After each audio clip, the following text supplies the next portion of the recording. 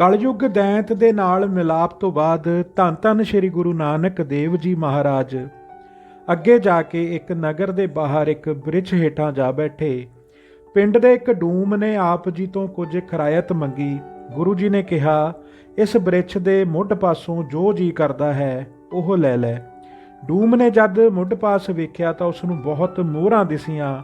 ਉਹਨਾਂ ਨੂੰ ਉਹ ਖੁਸ਼ੀ ਨਾਲ ਪੱਲੇ ਬੰਨ੍ਹ ਕੇ ਪਿੰਡ ਚਲਿਆ ਗਿਆ ਤੇ ਸਾਰਿਆਂ ਨੂੰ ਦੱਸਿਆ ਕਿ ਬਾਹਰ ਇੱਕ ਫਕੀਰ ਆਇਆ ਹੈ, ਮਨ ਮੰਨੀ ਚੀਜ਼ ਦਿੰਦਾ ਹੈ। ਪਿੰਡ ਦੇ ਸਾਰੇ ਗਰੀਬ ਲੋਕ ਇਹ ਗੱਲ ਸੁਣ ਕੇ ਗੁਰੂ ਜੀ ਪਾਸ ਚਲੇ ਗਏ ਅਤੇ ਜੋ ਜੋ ਚੀਜ਼ ਮੰਗੇ ਗੁਰੂ ਜੀ ਉਹੀ ਉਸ ਨੂੰ ਦੇ ਦਿੰਦੇ।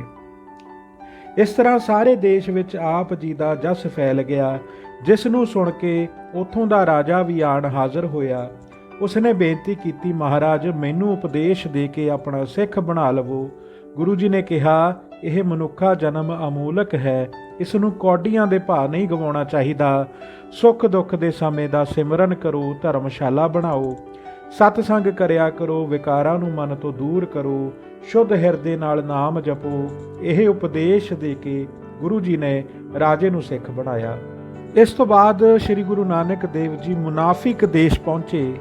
ਇਸ ਦੇਸ਼ ਦੇ ਲੋਕ ਸਭ ਮੂਰਖ ਹੀ ਸਨ, ਕੋਈ ਅਕਲ ਵਾਲਾ ਨਹੀਂ ਸੀ। ਪਰਮਾਤਮਾ ਦਾ ਨਾਮ ਲੈਣਾ ਨਹੀਂ ਸਨ ਜਾਣਦੇ ਅਤੇ ਨਾ ਹੀ ਕਦੀ ਸਤਸੰਗ ਦਾ ਨਾਮ ਉਹਨਾਂ ਦੇ ਕੰਨਾਂ ਨਾਲ ਸੁਣਿਆ ਸੀ। ਘਰ ਦੇ ਧੰਦਿਆਂ ਵਿੱਚ ਹੀ ਫਸੇ ਹੋਏ ਸਨ। ਲੋਕਾਂ ਦੀ ਐਸੀ ਦਿਸ਼ਾ ਵੇਖ ਕੇ ਗੁਰੂ ਜੀ ਇਹਨਾਂ ਦੇ ਉਦਾਰ ਵਾਸਤੇ ਇੱਕ ਚੰਗਾ ਖੇਤ ਵੇਖ ਕੇ ਉਸ ਦੇ ਕਿਨਾਰੇ ਬੈਠ ਗਏ। ਉੱਥੇ ਲੱਕੜਾਂ ਇਕੱਠੀਆਂ ਕਰਕੇ ਅੱਗ ਬਾਲ ਕੇ ਧੂੰਆਂ ਕੀਤਾ। ਇੱਥੋਂ ਦੇ ਲੋਕ ਰਾਜੇ ਨੂੰ ਰੱਬ ਕਰਕੇ ਪੂਜਦੇ ਸਨ। ਜਦ ਮੀਂਹ ਦੀ ਲੋੜ ਹੁੰਦੀ ਤਦ ਰਾਜੇ ਨੂੰ ਜਾ ਕੇ ਕਹਿੰਦੇ। ਜਦ ਰਾਜਾ ਜਪ ਕਰਦਾ, ਮੰਤਰ ਪੜ੍ਹਦਾ, ਤਦ ਮੀਂਹ ਪੈਂਦਾ। ਖੇਤੀਆਂ ਹੁੰਦੀਆਂ ਤੇ ਲੋਕ ਅੰਨ ਦਾਣਾ ਪੈਦਾ ਕਰਕੇ ਖਾਂਦੇ। ਜਿਸ ਦਿਨ ਤੋਂ ਗੁਰੂ ਜੀ ਇੱਥੇ ਆਣ ਕੇ ਬੈਠੇ, ਮੀਂਹ ਕੋਈ ਨਾ ਪਿਆ ਤੇ ਖੇਤੀਆਂ ਸੁੱਕ ਗਈਆਂ। ਲੋਕ ਤੰਗ ਆ ਕੇ ਰਾਜੇ ਪਾਸ ਗਏ ਕਿ ਮੀਂਹ ਪਵਾਓ। ਰਾਜੇ ਨੇ ਪਹਿਲਾਂ ਵਾਂਗ ਬਹੁਤ ਜਪ ਤੇ ਮੰਤਰ ਪੜ੍ਹੇ, ਪਰ ਮੀਂਹ ਨਾ ਵਸਿਆ। ਲੋਕ ਘਬਰਾ ਗਏ ਕਿ ਇਸ ਵਾਰ ਮੀਂਹ ਕਿਉਂ ਨਹੀਂ ਵਸਿਆ। ਤਦ ਉਸ ਖੇਤ ਦੇ ਮਾਲਕ ਨੇ, ਜਿਸ ਦੇ ਬ੍ਰਿਛ ਹੇਠਾਂ ਗੁਰੂ ਜੀ ਬੈਠੇ, ਆਖਿਆ ਕਿ ਮੀਂਹ ਨਾ ਪੈਣ ਕਰਕੇ ਸਾਡੀਆਂ ਖੇਤੀਆਂ ਸੁੱਕ ਰਹੀਆਂ ਹਨ। ਤੁਸੀਂ ਸੰਤ ਮਹਾਤਮਾ ਹੋ, ਕਿਰਪਾ ਕਰਕੇ ਮੀਂਹ ਪਵਾਓ। ਗੁਰੂ ਜੀ ਨੇ ਪੁੱਛਿਆ, ਪਹਿਲਾਂ ਵਰਖਾ ਕਿਸ ਤਰ੍ਹਾਂ ਹੁੰਦੀ ਸੀ?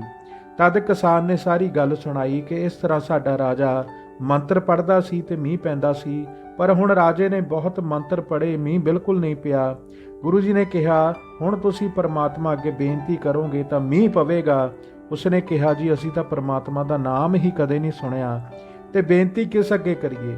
ਗੁਰੂ ਜੀ ਨੇ ਕਿਹਾ, ਪਰਮਾਤਮਾ ਸਭ ਦਾ ਮਾਲਕ ਹੈ, ਹਰ ਇੱਕ ਜੀਵ ਜੰਤ ਵਿੱਚ ਵਸ ਰਿਹਾ ਹੈ। ਜੇ ਤੁਸੀਂ ਉਸ ਦਾ ਨਾਮ ਲੈ ਕੇ ਖੇਤੀ ਬੀਜੋਗੇ ਤਾਂ ਖੇਤੀ ਬਹੁਤ ਹੋਵੇਗੀ ਤੇ ਸਾਰੇ ਸੁਖੀ ਵਸੋਗੇ।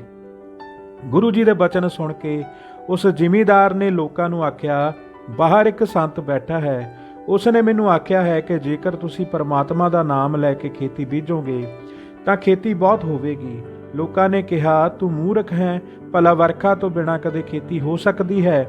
ਜ਼ਿਮੀਂਦਾਰ ਨੇ ਵਾਪਸ ਆਣ ਕੇ ਗੁਰੂ ਜੀ ਨੂੰ ਦੱਸਿਆ ਕਿ ਤੁਹਾਡੀ ਗੱਲ ਸੁਣ ਕੇ ਲੋਕ ਮੈਨੂੰ ਮਖੌਲ ਕਰਦੇ ਹਨ, ਤੁਹਾਡੀ ਗੱਲ ਤੇ ਯਕੀਨ ਕੋਈ ਨਹੀਂ ਕਰਦਾ। ਗੁਰੂ ਜੀ ਨੇ ਕਿਹਾ, ਤੂੰ ਹਲ ਵਾਹ ਕੇ ਪਰਮਾਤਮਾ ਦਾ ਨਾਮ ਲੈ ਕੇ ਬੀਜ ਦੇ, ਜੇ ਖੇਤੀ ਨਾ ਹੋਵੇਗੀ ਤਾਂ ਅਸੀਂ ਤੇਰੇ ਬੀਜਾਂ ਦਾ ਮੁੱਲ ਭਰ ਦਿਆਂਗੇ।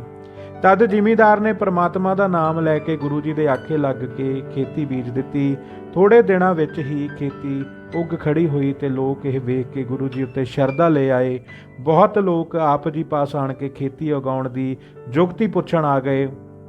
ਗੁਰੂ ਜੀ ਨੇ ਕਿਹਾ, ਤੁਸੀਂ ਹਲ ਵਾਹ ਕੇ ਪਰਮਾਤਮਾ ਦਾ ਨਾਮ ਲੈ ਕੇ ਖੇਤੀ ਬੀਜੋ, ਤੁਹਾਡੀਆਂ ਖੇਤੀਆਂ ਵੀ ਉੱਗ ਪੈਣਗੀਆਂ। ਤਦ ਉਹਨਾਂ ਲੋਕਾਂ ਨੇ ਇਸ ਤਰ੍ਹਾਂ ਹੀ ਕੀਤਾ ਤੇ ਜਦ ਸਭ ਦੀਆਂ ਖੇਤੀਆਂ ਉੱਗ ਪਈਆਂ ਤਾਂ ਫਿਰ ਉਹਨਾਂ ਲੋਕਾਂ ਨੇ ਗੁਰੂ ਜੀ ਨੂੰ ਕਿਹਾ, ਮਹਾਰਾਜ ਵਰਖਾ ਕਿਸ ਤਰ੍ਹਾਂ ਪਵੇਗੀ, ਇਸ ਦਾ ਉਪਾਅ ਵੀ ਦੱਸੋ।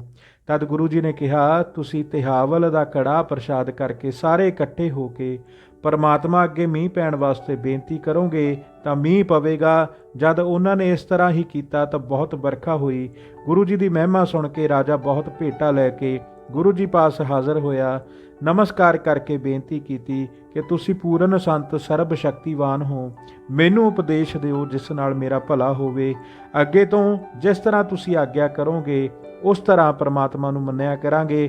ਰਾਜੇ ਦਾ ਪ੍ਰੇਮ ਤੇ ਸ਼ਰਧਾ ਵੇਖ ਕੇ ਆਖਿਆ, ਅੰਮ੍ਰਿਤ ਵੇਲੇ ਉੱਠ ਕੇ ਨਾਮ ਸਿਮਰਨ ਕਰੋ, ਧਰਮਸ਼ਾਲਾ ਬਣਾ ਕੇ ਸਤਸੰਗ ਕਰਿਆ ਕਰੋ, ਤਦ ਤੁਹਾਡੀ ਸਭ ਦੀ ਕਲਿਆਣ ਹੋਵੇਗੀ।